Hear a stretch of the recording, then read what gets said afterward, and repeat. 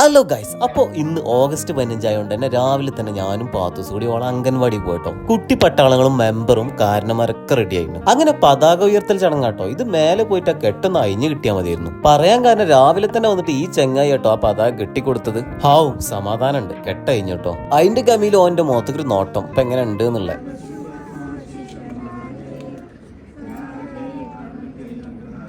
അങ്ങനെ ആ ചടങ്ങുകൾ കഴിഞ്ഞിട്ട് വീണ്ടും നഴ്സറിന്റെ ഉള്ളിൽ തന്നെ കേട്ടോ.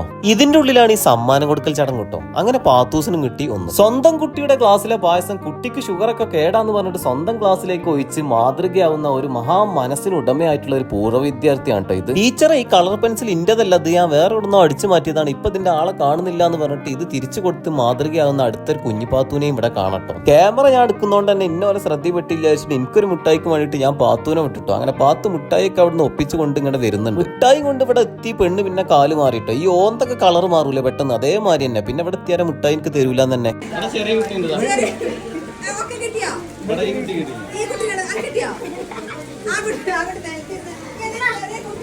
ഇതെന്തായാലും ചീറ്റി. ഓൾറെഡി ഓൻ കുട്ടികളുടെ പോയിട്ട് മുട്ടായി ഒക്കെ വാങ്ങിട്ടോ. അത് ടീച്ചർക്ക് എന്തായാലും കണ്ടെത്താൻ പറ്റിയിട്ടില്ല. ഇഞ്ഞവിടെ നിന്ന് കഴിഞ്ഞാൽ ടീച്ചർ എടുത്തിട്ട് എന്നെ ഒക്കത്തെട്ടെന്ന് വെച്ചിട്ട് ഞാൻ വേഗം പോരാൻ പറഞ്ഞു അവനോട്.